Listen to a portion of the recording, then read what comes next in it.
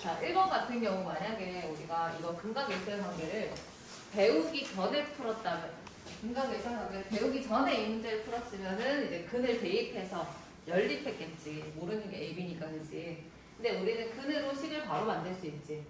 두 근의 합은 지금 마이너스 2지, 그치? 합이 마이너스 2다 라고 하면은 1차항의 개수의 부호를 바꾼 마이너스 A가 두 근의 합이겠지. 그래서 A가 이제 바로 나옵니다. 이렇게. 그다음 두 근의 곱은 마이너스 8. 두 근의 곱은 상수항이니까 이제 B가 마이너스 8 이렇게 바로 나오겠죠. 그 다음에 이제 2차 방정식, 새로운 2차 방정식을 줬어. 그럼 A가 2고 A 플러스 B가 마이너스, 지금 A가 2고 B가 마이너스 8이니까 더하면 마이너스 6 마이너스 8. 자, 이거의 두 근의 합을 구하세요. 두 근의 합은? 마이너스? 지금 안 보이는 것 같아, 지금 눈이, 그치? 자, 최고차는 어떻게 해요? 나누고 나서 봐야 돼, 그치? 최고차는 나누고 나서. 그럼 x제곱 마이너스 3x 마이너스 4. 두 분의 합은? 3이 되는 거야. 그죠? 두 분의 합. 자, 밑에서 이제 두 분이 알파, 베타이고 했어. 지금 근도 모르지? 근도 모르고, 개수도 몰라. 그럼 둘의 관계로 문제를 푸는 겁니다. 관계로. 그럼 둘의 관계를 보면은 알파 플러스 베타가 A. 그 다음 두 분의 곱은 알파 베타가 B. 이걸 가지고 푸세요. 근데 2차 방정식에서 이거의 두 분이 알파 플러스 베타, 알파 베타일 때라고 했어. 그럼 이거의 두 분이 누구냐면은 두 분이 알파 플러스 베타야. 알파 베타. 이것도 지금 근을 모르지, 개수 모르지, 둘의 관계를 봅시다. 둘의 관계. 두 근의 합은 두 근의 합은 1차 개수 고 바꾼 거. 이렇게. 그 다음에 두 근의 곱은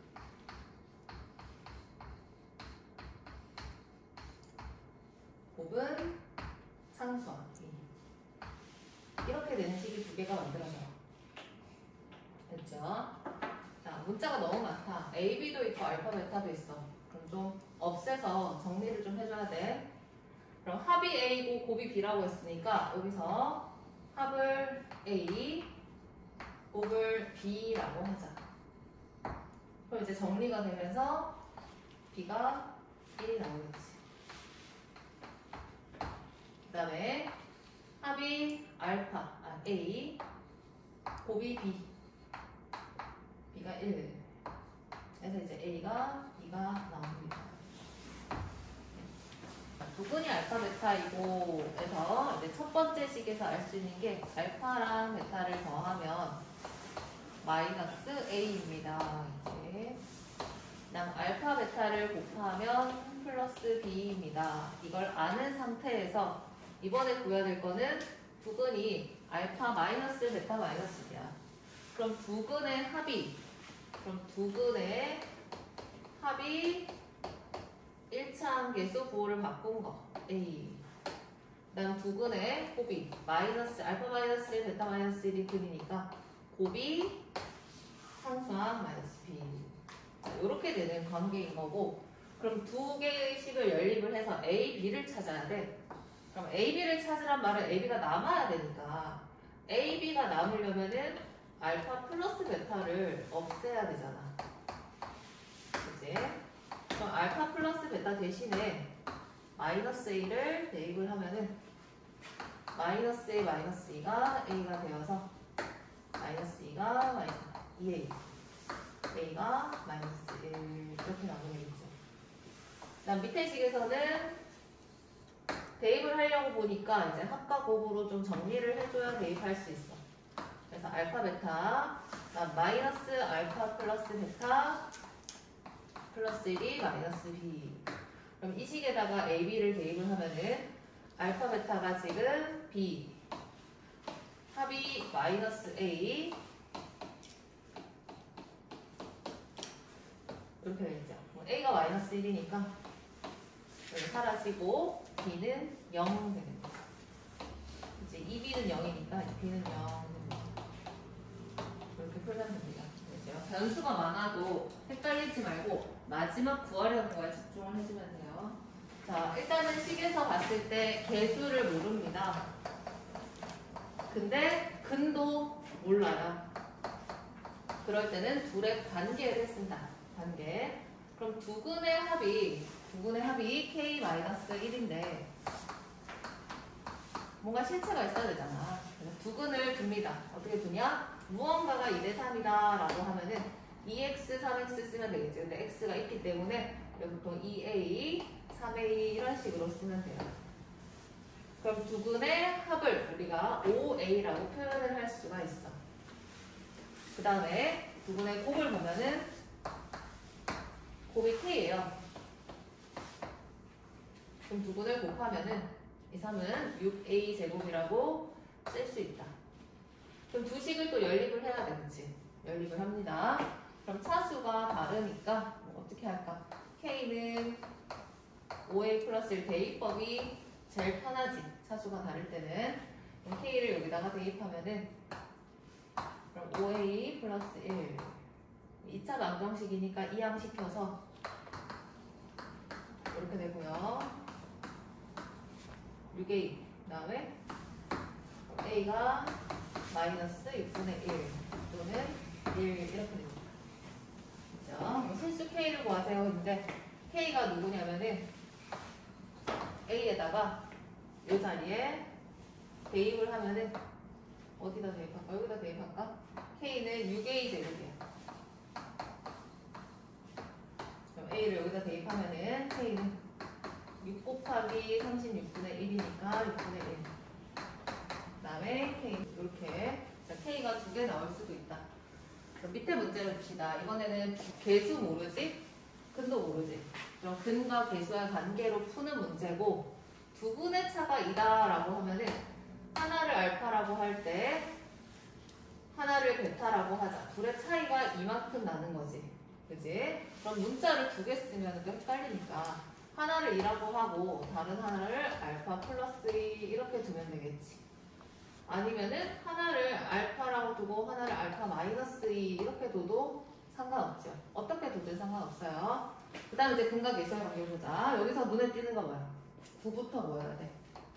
그럼 양변을 9로 나누고 시작을 합니다. 그럼 두근의 합을 보면은 두근의 합이 9분의 2k. 두근의 합은 더해서 2알파 플러스 2. 자, 두근의 곱을 구하세요 라고 하면은 상수항 9분의 k-5. 두근의 곱은 둘이 곱하니까 알파 제곱 플러스 2알파 이렇게 돼. 그 다음 연립을 하세요 라고 했어.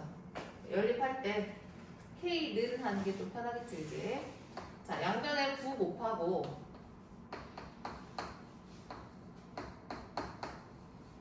자, 여기서 양변에 9 곱하면은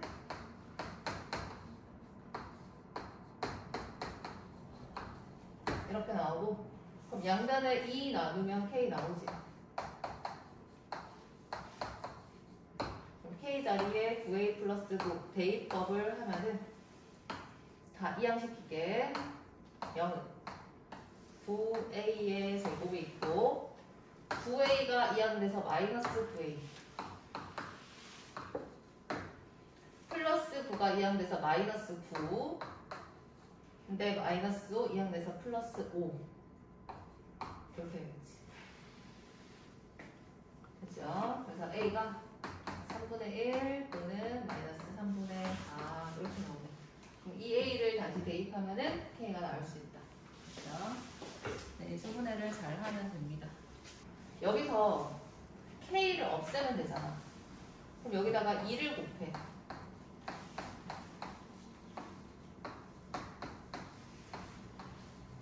마이너스 5 넣으면 플러스 5인데 2 곱했으니까 10. 이 상태에서 2를 빼면은 밑에 식을 위에 식을 빼면 없어지고 0.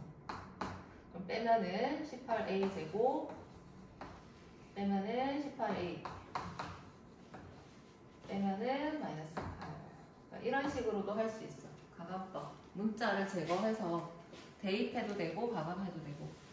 일단은 첫 번째 식에서 이제 첫 번째 힌트가 여기 있다. 알파 베타라고 할 때 그러면은 알파 플러스 베타가 마이너스 1, 그 다음에 알파 베타가 2. 이걸 바탕으로 새로운 식을 쓰는 거야. 새로운 식. 자, 이번에 두근이 알파분의 베타분의 1이고 2차의 개수가 2입니다 라고 했어. 그러면은 2차 방정식 구했을 때 근과 개수의 관계로 2차 방정식을 쓸 수 있지. x제곱 두근의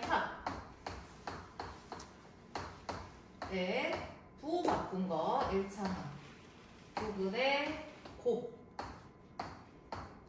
이렇게 하면 2차 방정식이 나오는데 최고차항이 있어서 최고차항 1을 앞에다 이렇게 곱해주면 됩니다.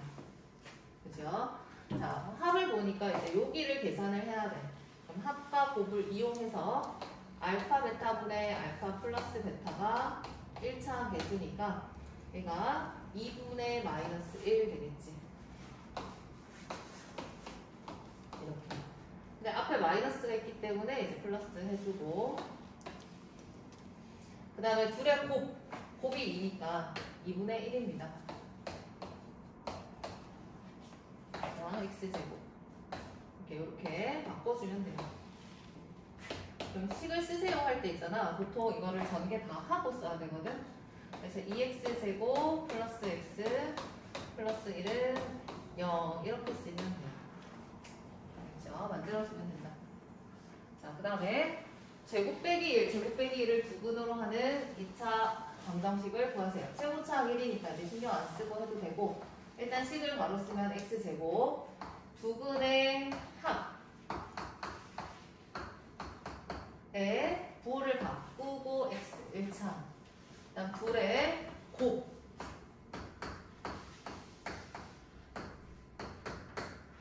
0 이게 이제 2차 방정식인 거고 그러면 알파 제곱 플러스 베타 제곱 마이너스 2 구해가지고 대입하면 되고 전개하면은 알파 제곱 베타 제곱 마이너스 알파 제곱 플러스 베타 제곱 마이너스 묶어내고 플러스 1 여기도 하나씩 이제 합과 곱으로 찾아서 넣어주면 됩니다.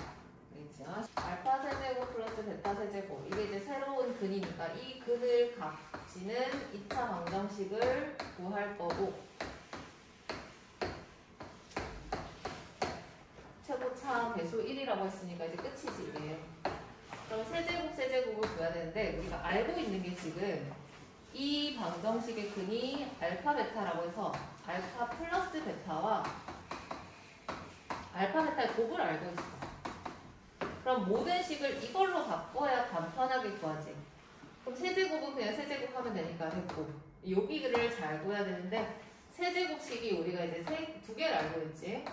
플러스 베타 세제곱 할 때 인수분해 식은 알파 플러스 베타 알파 제곱 마이너스 알파 베타 플러스 베타 제곱 이 식을 알고 있고 그 다음에 완전 세제곱식으로 푸는 거는 알파 플러스 베타의 세제곱 마이너스 3 알파 베타 알파 플러스 베타 이 두 가지를 알고 있는데 둘 중에 뭐가 낫냐면 여기는 이제 합과 곱으로 다 되지.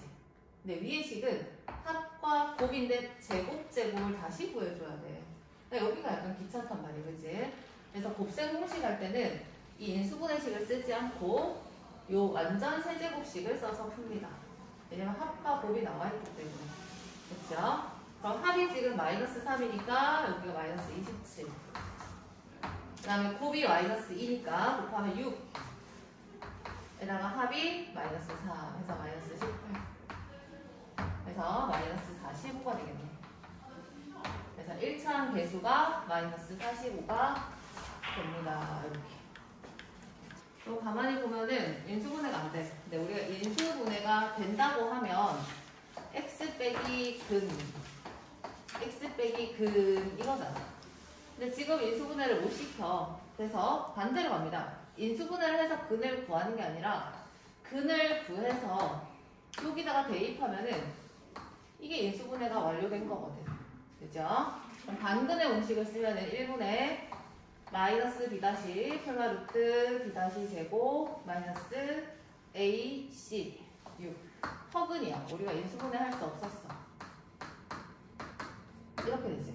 그럼 인수분해 하세요 할 때 근 자리에다가 이 근을 넣어주면 되니까 x 마이너스 1 플러스 루트 i 발로 이거 분배해서 전개하면 되고 그 다음 x 마이너스 1 마이너스 루트 i 이렇게 해보면 인수분해가 이제 완료.